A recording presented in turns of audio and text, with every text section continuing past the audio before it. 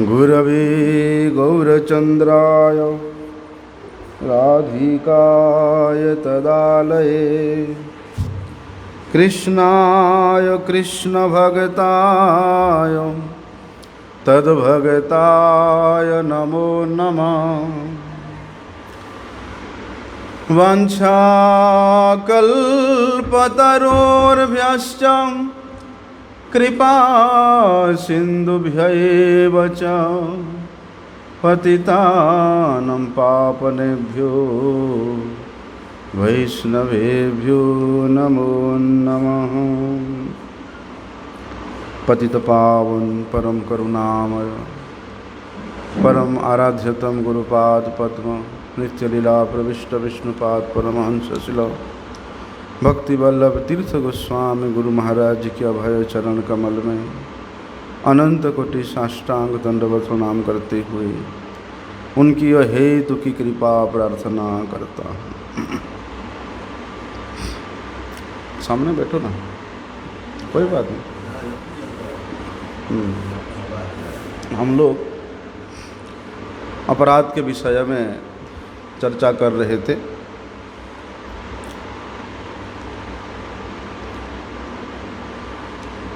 अपराध जो है ये भक्ति लता के बीज को उखाड़ करके बहुत दूर फेंक देता है। मतलब अपराध भजन का, भक्ति का सबसे बड़ा बाधा स्वरूप है। इसलिए भक्ति करना है, भगवान को प्रसन्न करना है, भक्ति साम्राज्य में प्रवेश करना है, तो अपराध से मुक्त होने के लिए प्रथमावस्था से ही प्रयास करना चाहिए।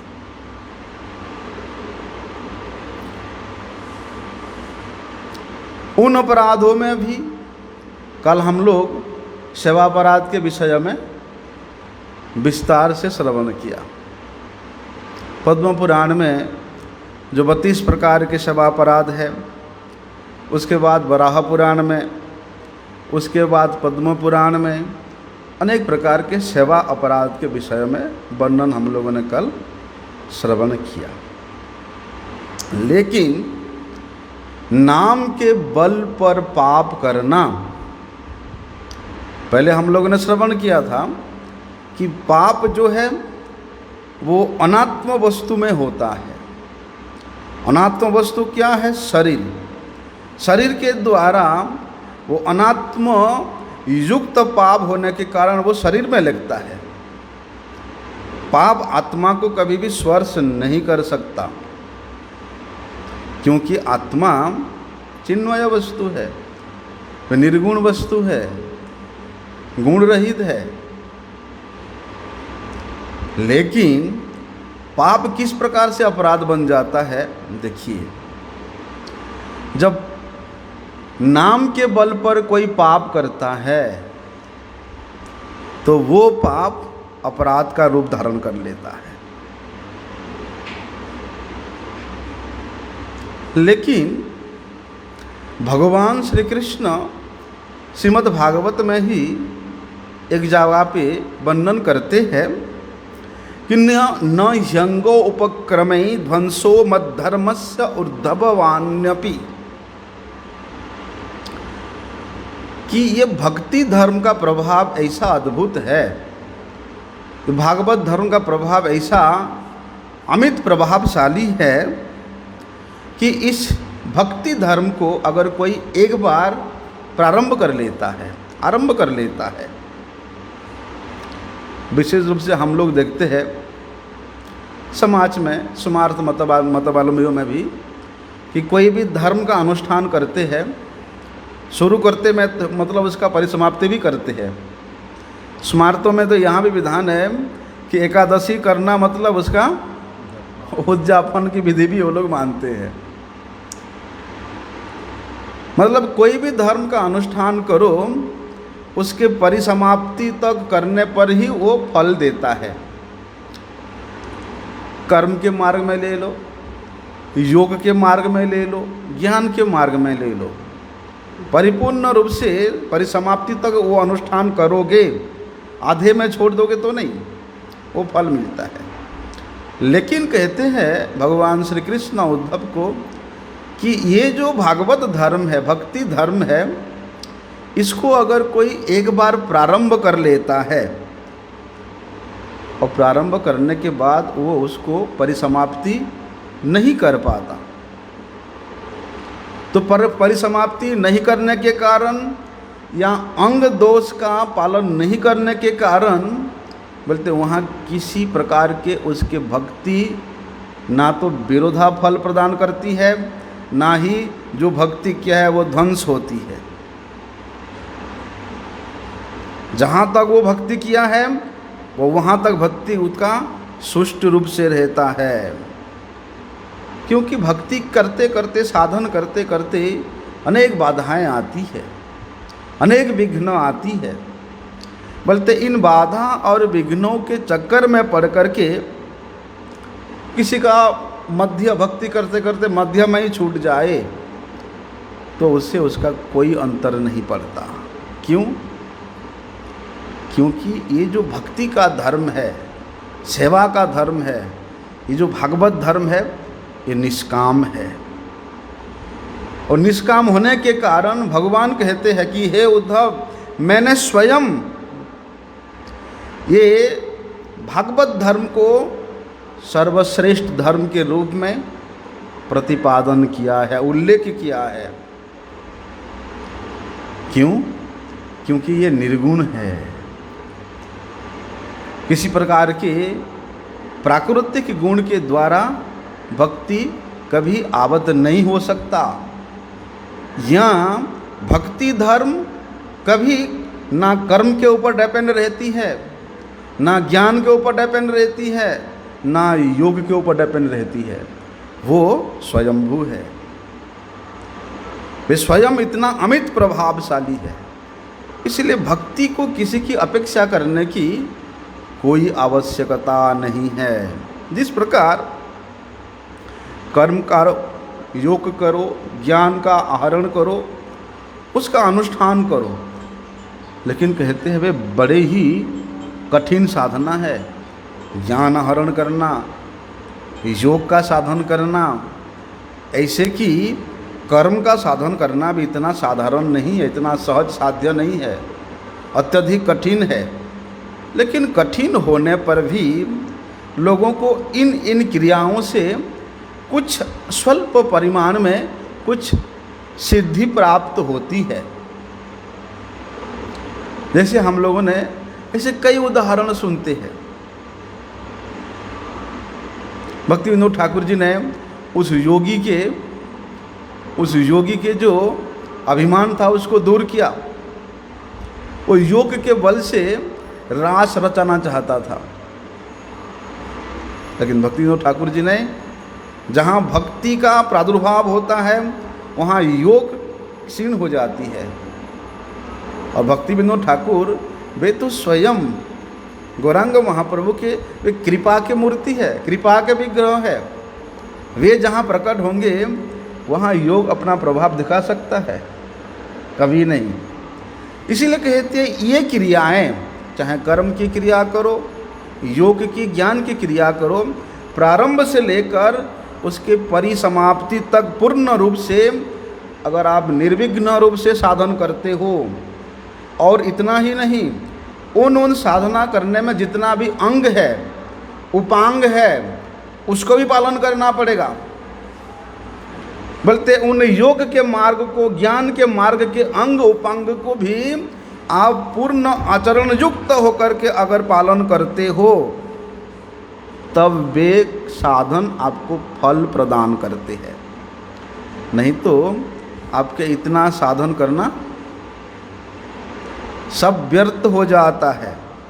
लेकिन भक्ति ऐसा नहीं है, भागवत धर्म ऐसा नहीं है। तो भगवान वहाँ कहते हैं कि एक बार अगर कोई भक्ति धर्म में लग जाता है, प्रारंभ कर देता है, लेकिन उसके परिसमाप्ति का अभाव हो जाता है, या भक्ति के जितने भी अंग का वर्णन शास्त्र में किया गया है, उन अंगों को वे पालन करने में असमर्थ होता है। विशेष रूप से प्रहलाद महाराज जी ने भक्ति के 9 अंग का वर्णन किया है। श्रवणम कीर्तनम विष्णुम स्मरणम पाद सेवनम अर्चनम वंदनम दास्यम सख्यम आत्म निवेदनम। ये 9 प्रकार के भक्ति के अंग प्रहलाद महाराज जी ने श्रीमद् भागवत में उपदेश दिया है।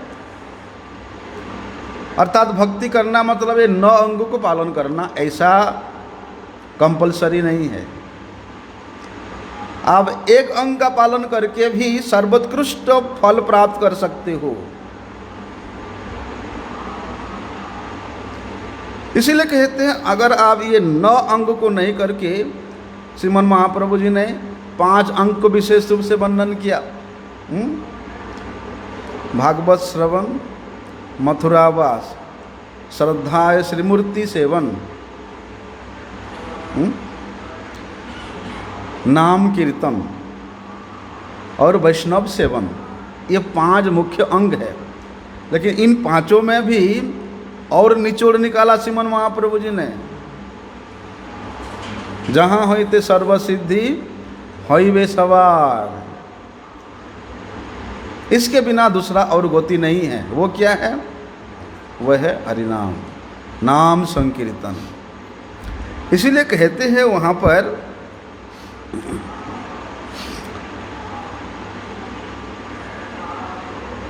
ये भक्ति धर्म निर्गुण होने के कारण, गुणातीत होने के कारण, गुण युक्त साधन इसको कभी भी डिस्टर्ब नहीं कर सकते। अनात्म वस्तु इस भक्ति धर्म को कभी भी डिस्टर्ब, अपने ओर आकर्षण नहीं कर सकते हैं। या गुणातीत होने के कारण कभी ये ध्वंस भी होने वाला नहीं है। इसलिए भगवान कहते हैं ना, मेरे लिए अगर कोई थोड़ा सा भी किया है ना, स्वल्पम अपि अस्य धर्मस्य, धर्म मतलब भागवत धर्म, और ये भागवत धर्म को स्वयं भगवान ने ही प्रचलित किया है। तो मेरे कारण अगर कोई थोड़ा सा भी धर्म का आचरण किया है तो उसको मैं महान से महान विपत्ति से रक्षा कर देता हूँ। तो अगर कोई 10 साल 20 साल 40 साल भजन किया है, सेवा किया है, वो किस प्रकार से ध्वंस हो सकता है? ध्वंस कभी नहीं होता है, संभावना ही नहीं है।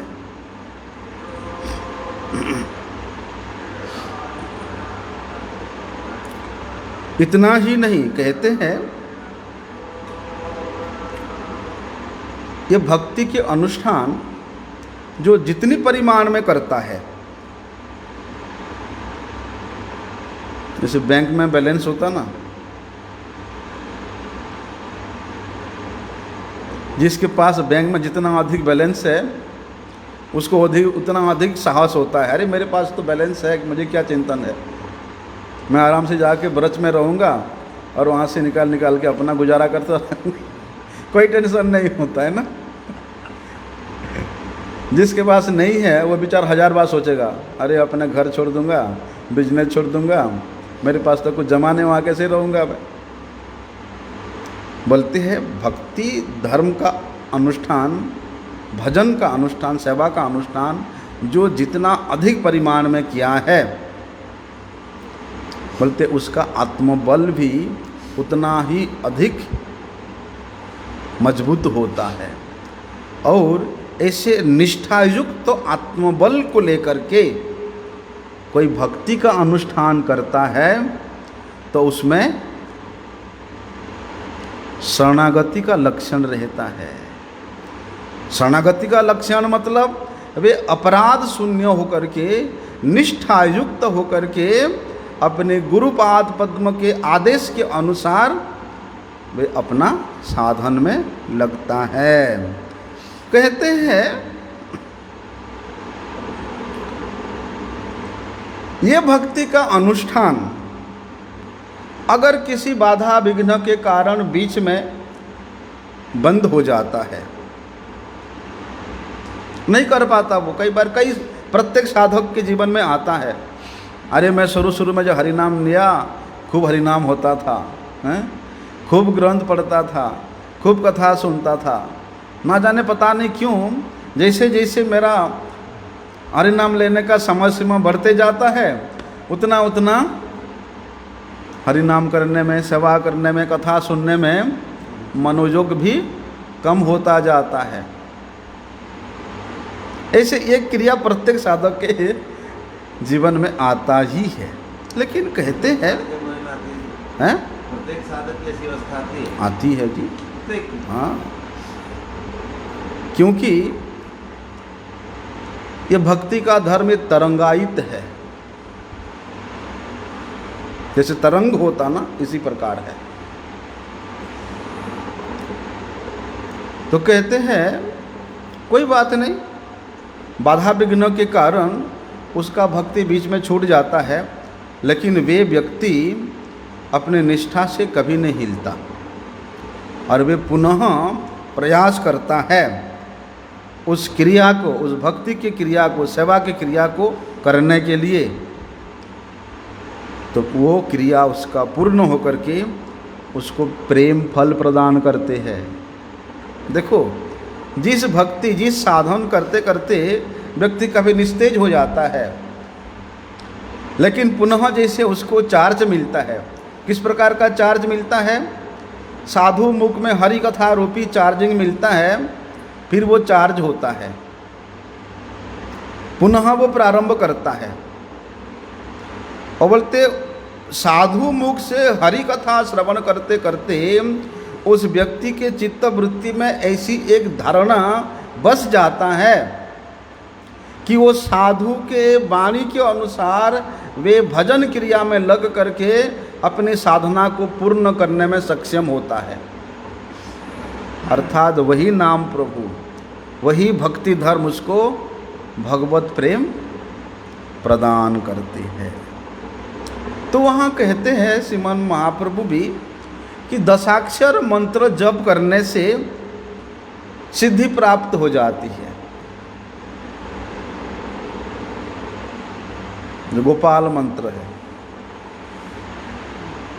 लेकिन ठीक है, भगवान तो यहाँ पर ये सारी बातें कह देते हैं, ठीक है, भगवान ने कहा अच्छी बात है, लेकिन शास्त्र वचन के अनुसार हम लोग ने सुनते हैं कि दशाक्षर मंत्र जप करने से सिद्धि प्राप्त हो जाती है, या भक्ति धर्म के आरंभ करने से अगर उसका परिसमाप्ति नहीं भी होता तो भी वो कभी ध्वंस नहीं होती है। इन सब शास्त्र वचनों को हम लोग सुनते हैं, लेकिन कहते हैं अरे कर्म में तो वो सारी अनुष्ठान नहीं करने से, उसमें किसी प्रकार के हवन में अगर कोई छोड़ देते हैं, कोई मंत्र या कुछ विधि विधान छोड़ देते हैं तो वो पूर्ण नहीं होता है। बोलते उसी प्रकार भक्ति में अगर कुछ हम छोड़ दें तो क्या वो अपराध होगा? क्या वो पाप होगा? क्या अंग हानि होने से, भक्ति के अंग का हानि होने से क्या नाम अपराध होगा? इससे अनेक शंका मन में होती है। तो कहते हैं नहीं नहीं, ऐसा नहीं होता है, लेकिन नाम के बल पर जो पाप करता है, नाम के बल पर पाप बुद्धि करना तो पाप ही है। और पाप बुद्धि का अर्थ है, सीधे सीधे पाप बुद्धि का अर्थ है नाम के बल पर करने की इच्छा। देखो कितना सूक्ष्म विचार है।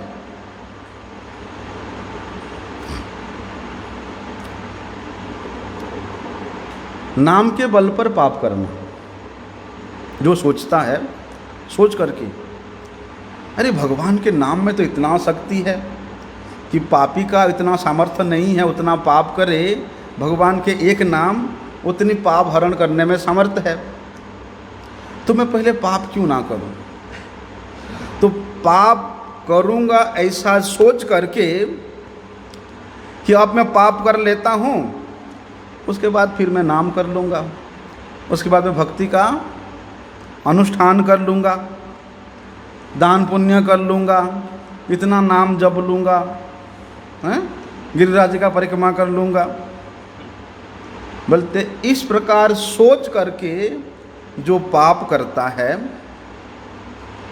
बोलते वही पाप अपराध बन जाता है, वही पाप नामापराध हो जाता है। पाप तो वही गर्हित कर्म है ही, पाप को तो सब समाज में, लोक में सब निंदा करते ही है, और शास्त्र में उसी को ही पाप के रूप में वर्णन किया गया है। अगर पाप के विषय में शास्त्र में वर्णन है तो फिर उसके प्रायश्चित के विषय में भी तो शास्त्र वर्णन करते हैं, हैं? प्रत्येक पाप का प्रायश्चित भी शास्त्र निर्धारण किए हैं, और कौन कौन क्रिया करने से पाप होता है वो भी शास्त्र निर्धारण किए हैं।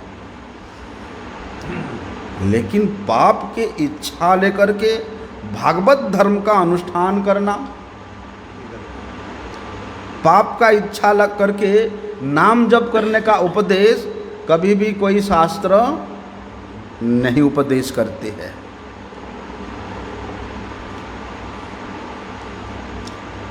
भागवत धर्म का, भक्ति धर्म का अनुष्ठान, नाम जप का अनुष्ठान किस लिए करना चाहिए? भगवत प्राप्ति के लिए करना चाहिए, भगवत प्रसन्नता के लिए करना चाहिए, हैं? तो भगवान के इच्छा से ही ये भक्ति धर्म का अनुष्ठान होता है, स्वयं के इच्छा से नहीं। है ना, तुम्हार इच्छायो मोर जन्म मरण, तब इच्छा मत ब्रह्मा करे न सृजन, तब इच्छा मत विष्णु करे न पालन। बोलते ठीक उसी प्रकार भगवान के इच्छा से जब सब कुछ होता है, भगवान के इच्छा से कहते एक पत्ता भी नहीं हिलता, वो भी उसमें भगवान का इच्छा है। तो भगवान को जो हम लोग प्रसन्न करेंगे, भगवान के उपदेशों को पालन करते हुए भक्ति धर्म का अनुष्ठान करेंगे, वो क्या अपने मनमानी हो सकता है? अपने बुद्धि से हो सकता है? अपने पंडितता से हो सकता है? नहीं। बोलते जहाँ भगवान के इच्छा मूल है, मतलब भगवत प्रसन्नता ही एकमात्र उस अनुष्ठान का काम्य होना चाहिए। अगर इस प्रकार अनुष्ठान करके वो रोगग्रस्त हो जाता है या मर जाता है या किसी प्रकार बाधा विघ्नों के कारण उसका अनुष्ठान पूरा नहीं होता है, तो कहते इसमें संकोच नहीं करना, डरना नहीं कि पाप हो गया, मेरा अपराध हो गया। नहीं, उसमें ना कोई अपराध हुआ है ना कोई पाप हुआ है, लेकिन पाप की बुद्धि, पाप की इच्छा का अवकाश लेकर के अगर हम ये अनुष्ठान करें तो वो अपराध होता है, वे पाप फिर अपराध का रूप धारण कर लेता है। कर्म मार्ग में अनेक विधि विधान है महाराज, अनेक विधि विधान है। मंत्र जप का, आचरण का, अनुष्ठान में प्रत्येक क्रिया का अगर थोड़ा सा भी त्रुटि हो जाता है तो वहाँ उल्टा फल मिलता है या अंगहानि हो जाता है तो वहाँ उल्टा फल मिलता है। लेकिन भक्ति पथ, भजन पथ ऐसा नहीं है। क्यों? क्योंकि भक्ति किसी के प्रकाश के द्वारा प्रकाशित नहीं होती, वे स्वयं प्रकाश विभू वस्तु है। जिस प्रकार भगवान विभू है उसी प्रकार भक्ति भी विभू है। जिस प्रकार भगवान पूर्ण स्वतंत्र है उसी प्रकार उनकी भक्ति भी पूर्ण स्वतंत्र है। जो स्वतंत्र है फिर उस अनुष्ठान में किस प्रकार के कोई अंग हानि होने का संभावना हो सकता है? एक अंग साधे किंबा साधे बहु अंग, चाहे आप एक भक्ति के अंग को पालन करो। देखो ना परीक्षित महाराज केवल श्रवण किया, केवल श्रवण करके ही भगवत प्राप्ति किया।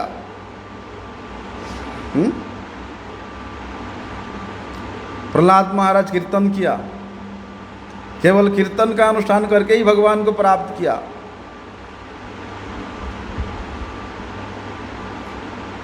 इसलिए एक निष्ठा होते उपजय प्रेमेर तरंग। अगर भक्ति के एक अंग में भी अगर आप निष्ठा रखते हो, निष्ठा युक्त होकर के करते हो, उसी से ही आप भगवत प्रसन्नता कर सकते हो। तो वहाँ कहते हैं किसी भी अनुष्ठान का, भक्ति अनुष्ठान का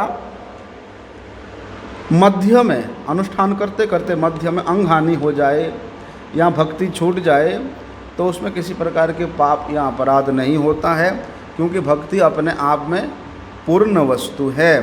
अगर वो अधूरा रह जाता है तो निश्चित रूप से भक्ति पुनः अपना फल प्रदान करती है। और भक्ति का फल क्या है? सुख भोग करना, कृष्ण सेवा। पुनः वे भक्ति कृष्ण सेवा प्रदान करती है। इसलिए भक्ति बोलते कभी भी लेश मात्र भी व्यर्थ नहीं जाता है। कहते हैं ना, अगर कोई भजन करते करते भक्ति के संपूर्ण अंग का पूर्ण नहीं कर पाता है, लेकिन भजन किया जीवन में, तो उसको लोग कभी निंदा नहीं करते। अगर कोई तंत्र मंत्र का अनुष्ठान किया है, योग मार्ग का अनुष्ठान किया है और बीच में ही उसका कुछ कांड हो जाता है, सब लोग उसका निंदा करते हैं। लेकिन कोई भजन किया है, भजन करते करते पूरा नहीं हुआ, उससे पहले ही वो मर गया, तो लोग उसको सराहना करते, अरे क्या भक्त था, क्या वैष्णव था, हैं? तो भक्ति अनुष्ठानकारी का कभी भी लोग निंदा नहीं करते। और ना तो लोक में निंदा होता है और ना ही कोई शास्त्र निंदा किया है। इसलिए भक्ति अनुष्ठानकारी के लिए शास्त्र में कोई प्रायश्चित का उल्लेख भी नहीं है, वो अपने आप में ही प्रायश्चित हो जाता है। कहते हैं, बोलने का मतलब ये है कि पाप के इच्छा लेकर के अगर हम नाम करेंगे, पाप के इच्छा लेकर के भक्ति के किसी अंग का अनुष्ठान करेंगे, या जानबूझ करके, भक्ति करने से तो पाप धुल जाता है, ऐसा जानबूझ करके अगर हम पाप करेंगे तो वे नामापराध बन जाता है। और ऐसे अपराध कहते हैं वज्र के समान कठोर होता है, दृढ़ होता है। इसलिए उसे कभी भी छुटकारा पाने का कोई विशेष सामर्थ्य किसी में नहीं होता है। अविश्रांत नाम नामे करई आश्रय। लेकिन निरंतर अगर वे अपराधी, नाम अपराधी व्यक्ति नाम का ही आश्रय लेता है तो नाम प्रभु कृपा करके उसको उस अपराध से मुक्त करते हैं। नहीं तो नाम अपराध को दूर करने के लिए ना तो भगवान के पास सामर्थ्य है और ना और किसी के पास सामर्थ्य है। नाम ही, अविश्रांत नाम करने से वे नाम ही, प्रभु ही नाम अपराध को दूर करते हैं। लेकिन कहते हैं अगर कोई भागवत धर्म का अनुष्ठान किया है, भजन किया है, भक्ति का अवलंबन किया है, तो उसके समस्त प्रकार के विघ्न का नाश हो जाता है। किस प्रकार से? देखिए, श्रीमद् भागवत में एक जगह में वर्णन है, जो नवजोगेंद्र स्वामी थे उनमें से कवि श्रीपाद कवि योगींद्र ने नमी महाराज को वहाँ बता रहे हैं कि ये वै भगवता प्रोक्ता उपाया आत्मलब्धये अंजः पुंसाम अविदुषाम विद्धि भागवतान हितान यानास्थाय नरो राजन न प्रमाद्येत कर्हिचित् धावन निमिल्यवा नेत्रे न स्खलेत न पतेत इह। वहाँ बता रहे हैं भगवान कि भागवत धर्म क्या है।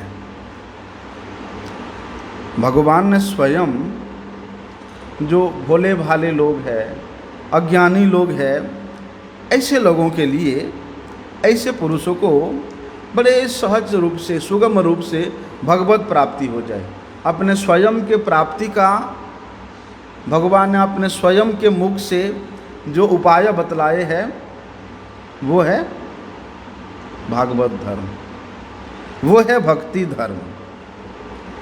इसलिए भागवत धर्म का अनुष्ठान करके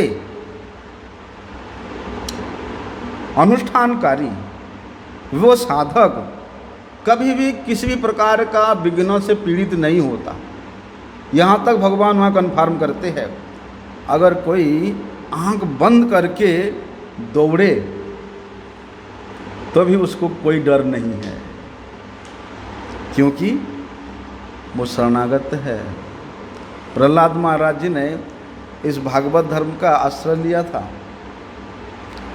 उन्होंने कभी भगवान से प्रार्थना नहीं किया कि प्रभु मेरे जीवन में इतना विपत्ति आ रहा है, आप मेरी रक्षा करो। कभी भी उन्होंने प्रार्थना नहीं किया। केवल मात्र वे नित्य निरंतर भगवत स्मरण, भगवत गुणगान ही करते थे, क्योंकि वो इतनी शरणागत थे प्रहलाद महाराज।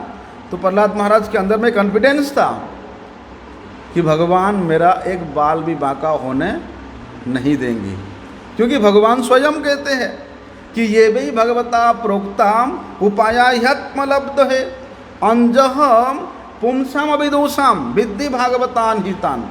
बोलते कोई अगर आंख बंद करके ये भजन के रास्ते में, भजन के पथ में, भागवत धर्म के पथ में अगर वो दौड़ता है तो कहते हैं ना वो पतित होता है, ना वो स्खलित होता है, और ना ही वे उस फल से वांछित होता है। उसको फल भी मिलता है और वे अपने गंतव्य तक पहुंच भी जाता है आराम से।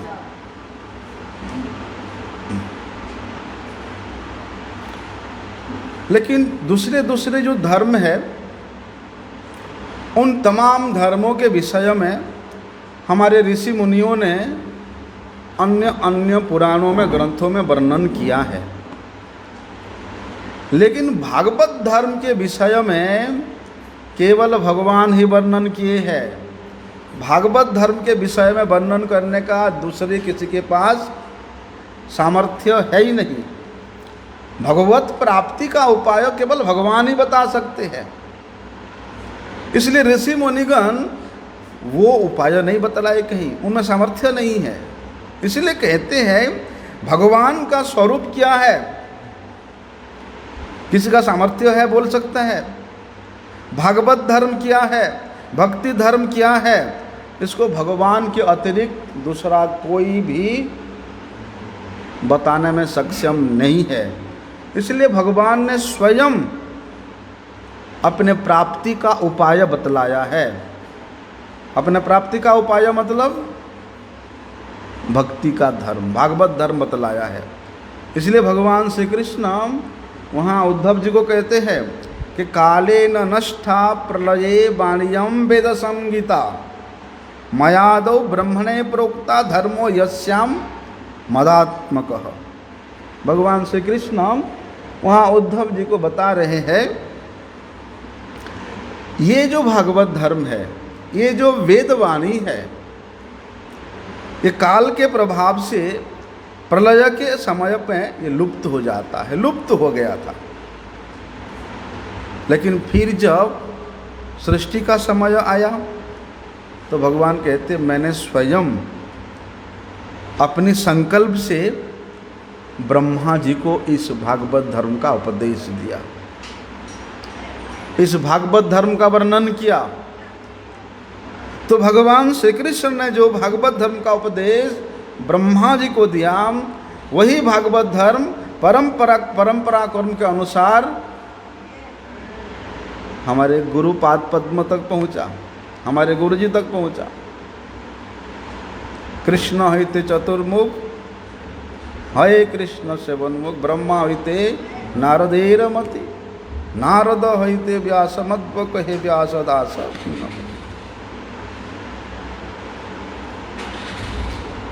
ये परंपरा क्रम से वही भागवत धर्म जो सृष्टि के प्रारंभ में भगवान श्री कृष्ण ब्रह्मा जी को प्रदान किया था, वो आज आते आते हमारे गुरुजी तक पहुंचा और हमारे गुरुजी ने हम सबको उसका शिक्षा प्रदान किया। इसीलिए कहते हैं ये भागवत धर्म का फल समाज में सिद्धि प्राप्त करना, प्रतिष्ठा प्राप्त करना, योग सिद्धि प्राप्त करना, मुक्ति प्राप्त करना, ये प्राप्त करना, वो प्राप्त करना नहीं है भाई। जो उपाय स्वयं भगवान बता रहे हैं वो उपाय क्या थोड़ा मोड़ा छोटा फल दे सकता है? जिस प्रकार भागवत धर्म सर्वश्रेष्ठ धर्म है, वही सर्वश्रेष्ठ धर्म सर्वश्रेष्ठ फल प्रदान करता है। क्या है वो सर्वश्रेष्ठ फल? प्रेम, कृष्ण प्रेम प्राप्त कराती है, भगवान की साक्षात सेवा प्रदान कराती है। इसलिए भगवान के चरणों में प्रेम, भगवत चरणों में ये जो प्रेममयी सेवा है, ये कैसे प्राप्त हो सकती है? इसका उपाय स्वयं भगवान अपने मुख से वर्णन करने से, उनके बातों, भगवान के इस वचन में साधक जितना निर्भर योग्य होगा, दूसरे किसी के बोलने पे नहीं होगा। ठीक है, भगवान सब लोग कहते हैं, भगवान कहते हैं माता अहम पिता, कि मैं ही सबका माता हूँ, मैं ही सबका पिता हूँ, मैं ही सबका धाता हूँ। पिता अहमस्य जगतो माता धाता पिता। लेकिन भगवान जब ये बात अपने मुख से कहते हैं कि अहम ही सर्वस्व प्रभो मत्त सर्ववर्तते, कि मैं ही भगवान हूँ, मैं ही ईश्वर हूँ, मेरे से ही सब सृष्टि हुआ है, मैं ही सबका परम पिता हूँ। जब स्वयं भगवान इस बात को कहते हैं तो इसमें कोई संकोच नहीं है, कोई इसमें किसी प्रकार कोई संशय नहीं है। बोलते ठीक उसी प्रकार जब भगवान इस भागवत धर्म के विषय में, अपने स्वरूप के विषय में, अपने प्रेममयी सेवा कैसे प्राप्त होगा उसके विषय में बता रहे हैं, तो भगवान के वाणी में जितना निर्भर योग्य होगा, भगवान के वाणी जितना त्रुटिपूर्ण होगा, दूसरे किसी के बोलने पे वैसा नहीं हो सकता है। इसलिए भगवान स्वयं अपने मुख से इस भागवत धर्म के विषय में वर्णन कर किया है। और बोलते हैं जो सरल है, अज्ञ है, कोई बात नहीं, वो नहीं जानता है, लेकिन उसके मन में कपटता नहीं है, तो ऐसे अज्ञ मनुष्यों के लिए, अज्ञ मनुष्यों के लिए ये धर्म, भागवत धर्म बड़े सहज रूप से, सरल रूप से भगवत प्राप्ति का उपाय है। मतलब भागवत धर्म में, भक्ति धर्म में मनुष्य मात्र का, प्रत्येक मनुष्य का अधिकार है। ऐसे नहीं कि केवल ब्राह्मण हो तो ब्राह्मण ही कर सकता है, यहाँ कोई विद्वान है तो विद्वान ही कर सकता है, पंडित है तो पंडित कर सकता है, ऐसी बात नहीं है। बोलते हैं प्रत्येक मनुष्य का इस भागवत धर्म में अधिकार है, अधिकार प्रदान किया है भगवान। केवल प्रत्येक मनुष्य के लिए अधिकार प्रदान किया ऐसे नहीं है। बोलते हैं भागवत धर्म का अनुष्ठान करने से अनायास सिद्धि भी प्राप्त हो जाता है, तो अनायास सिद्धि प्रदान करने का विधान भी भगवान ने वहाँ पर रखा है। इसलिए जो साधन अत्यंत कठोर है, ज्ञान का साधन, योग का साधन, वह अत्यंत कठोर है, लेकिन भक्ति धर्म जितना सहज है, सरल है, और साध्यता का साधन युक्त है, जिसको कि भगवान बड़े सुंदर सहज रूप से वर्णन किए हैं। इसलिए कहते हैं ये इतना सहज सरल और साध्यतापूर्ण है कि इस भक्ति भजन के धर्म में, भक्ति धर्म में अगर कोई आंख बंद करके भी, इस धर्म का आश्रय करके आंख बंद करके भी अगर कोई दौड़ता है तो वहाँ पैर फिसलने की या गिरने की कोई संभावना नहीं है। कहाँ है शास्त्र में? नेत्रे निमील्य, नेत्रे निमील्य, आंख बंद करके दौड़ो कोई बात नहीं, धावन। तो कई बार क्या होता है, जब आदमी वेग से दौड़ता है तो उसका पद विक्षेप में डिफरेंट आता है। चलने में तो पास पास पैर पड़ता है, लेकिन दौड़ने में दूर दूर पड़ता है। और जब और अधिक स्पीड दौड़े तो उसको संभल के दौड़ना पड़ता है, कहीं उसका पैर फिसल ना जाए। लेकिन कहते हैं भक्ति के धर्म में केवल आप गिरने का चांस तो है ही नहीं, आपके पैर फिसलने का कोई वहाँ पर संभावना है ही नहीं, बल्कि आंख बंद करने पर भी वो आपको उनके लक्ष्य तक पहुँचा देता है। आंख बंद करने का मतलब ये है कि अपराधों से मुक्त होकर के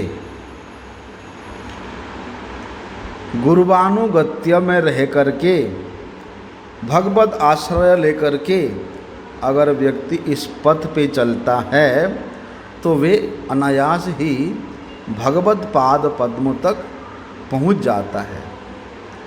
और इस यात्रा में उसके जीवन में किसी प्रकार की कोई बाधा या विघ्न नहीं आता है, ऐसे कि त्रिताप तक भी उसको अपना प्रभाव नहीं दिखा सकता है। क्योंकि जो व्यक्ति, जो साधक इस अचिंत्य, इस निर्मल भागवत धर्म में प्रतिष्ठित हो गया है, इसका आश्रय ले लिया है, तो वहाँ पर ना शोक है, ना कष्ट है, ना दुख है। जब भगवत चरण छाया में शोक नहीं है, दुख नहीं है, भय नहीं है, तो फिर वहाँ ये संसार के गिरने उठने का क्या डर रहेगा? हैं? संसार के त्रिताप का क्या डर रहेगा? इसलिए भक्ति ठाकुर जी ने वर्णन किया वहाँ पर, अशोक अभय अमृत आधार तुम्हार चरण दया, तहाँ ते खन शरण लबिया छाड़िनो भवेर भय। फिर उसको भगवत पाद पद्म का आश्रय करने के बाद इस संसार का कोई भय रहता ही नहीं है। मतलब ये है कि ये निष्कंटक पथ है, ये बड़े सहज और सरल पथ है, लेकिन अपराध से मुक्त होकर के इस पथ पे चलना पड़ेगा। इसलिए सेवापराध होने पर साधक को उतना दोषी नहीं ठहरा जा सकता है। लेकिन कल हम लोगों ने श्रवण किया, जाने अनजाने में सेवापराध होता है, लेकिन नाम जप से या भगवान के सम्मुख स्तुति करने से, स्तोत्र पाठ करने से भी सेवापराध दूर हो जाता है। लेकिन नामापराध के प्रति साधक को हमेशा सावधानी बरतना चाहिए। इसका नहीं है कि धावन निमिल्य, आंख बंद करके ढूंढने का मतलब ये नहीं कि आप मन में अन्य कामना लेकर के दौड़ोगे तो आप गिरोगे ही गिरोगे, आपका वहाँ फिसलना होगा ही होगा। लेकिन वहाँ पर स्वयं भगवान जब इस उपाय को बता रहे हैं कि मेरे आश्रय में रह कर के अगर कोई इस पथ पे अग्रसर होता है तो उसके जीवन में किसी प्रकार के कोई बाधा या विघ्न नहीं आ सकता है। कहते हैं कि हरेर अप्य अपराधानाम यह कुर्जा द्विपाद पांसनहम। लेकिन द्विपाद पांसन, जो द्विपद युक्त पशु है, वही लोग भगवान हरि के सम्मुख अपराध करते हैं, क्योंकि उसका ज्ञान नहीं है, उसका आश्रय नहीं है, उसका शरणागति नहीं है, उसका निष्ठा नहीं है, उसका विश्वास नहीं है, और जिस मार्ग पे चल रहे हैं उसमें भी संशय है उसका। इसलिए अपराध युक्त मनुष्य को शास्त्र में बताया है कि द्विपाद पांसनः, वे 2 पांव युक्त पशु है। पुराण वचनों में यद्यपि इस प्रकार शवापराध को निंदित रूप से वर्णन किया गया है, लेकिन वे शवापराध भी अगर कोई निष्ठायुक्त होकर के भगवान के सम्मुख स्तुति करता है वे भी दूरीभूत हो जाता है।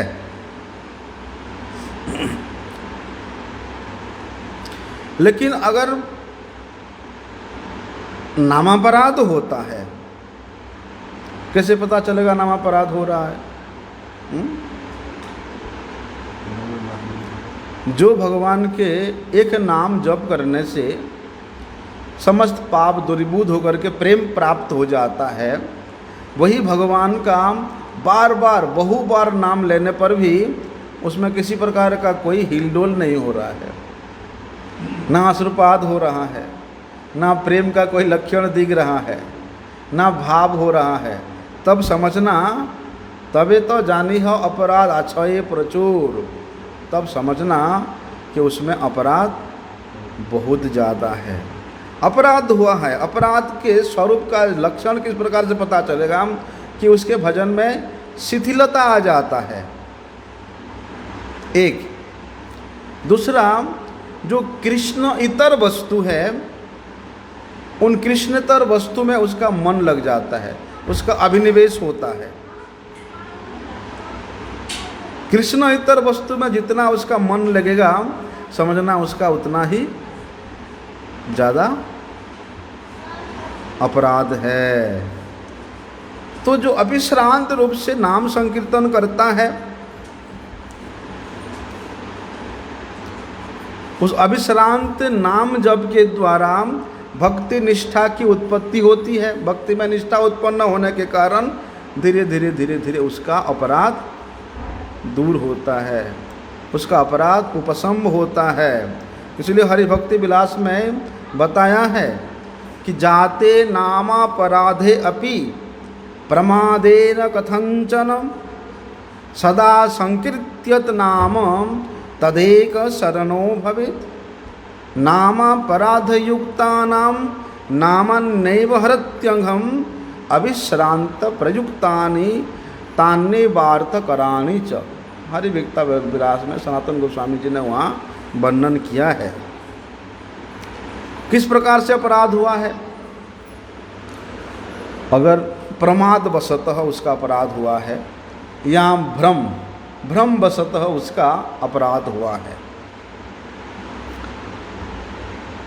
तो क्या करना चाहिए साधक को? अपराध तो हुआ है भैया, क्या उपाय है उससे हम लोग छुटकारा पा सके?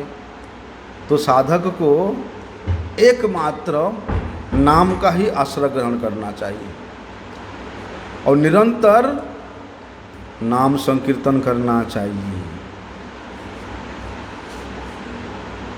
क्योंकि नामापराधियों के उस अपराध को दूसरा कोई दूर करने में सामर्थ्यवान नहीं है। केवल भगवत नाम ही नामापराधी के उस अपराध को दूर करते हैं। इसलिए निरंतर हरिनाम संकीर्तन करने से, निरंतर नाम का आश्रय लेने से नामापराध तो दूर होता ही होता है, बल्कि उसके सब प्रकार के प्रयोजन भी सुसिद्ध हो जाता है। क्या प्रयोजन है? कृष्ण सेवा ही हमारा प्रयोजन है। इसलिए अज्ञान पूर्वक अगर नामापराध हो भी जाता है तो उसका विशेष भयानक फल नहीं है, लेकिन जानबूझ करके अगर नाम अपराध करेंगे तो वो बोलते हैं वज्र के समान कठोर है। लेकिन निरंतर नाम संकीर्तन के द्वारा श्री नाम का आश्रय करने से अपराधों को दूर तो होता ही है, साथ ही साथ वही नाम इतनी कृपालु है कि देखो उस नाम अपराधी को अपराध दूर करके उसको प्रेम प्रदान कर देते हैं। इतना दयालु है भगवान के नाम। लेकिन जानबूझ करके अपने बुद्धि का प्रयोग करके, दिमाग का प्रयोग करके अपराध करोगे तो उसका फल तो भैया बड़े भयंकर होता ही होता है। ये नाम अपराध कितने प्रकार का है? हम लोग तो शुरू से सुनते आ रहे 10 प्रकार का नाम अपराध है। तो ये 10 प्रकार का नाम अपराध क्या क्या है, किस किस प्रकार से? जैसे साधु निंदा, साधु निंदा प्रथम नाम अपराध है। क्या क्या करने से साधु निंदा होगा, साधु के चरणों अपराध होता है। गुरु अवज्ञा, कैसे गुरु अवज्ञा होता है, उसके बारे में थोड़ा सा विस्तार से हम लोग कल से श्रवण करेंगे। वंशा कल्पतरुभ्यश्च कृपा सिंधु पतितानां पावनेभ्यो वैष्णवेभ्यो नमो नमः।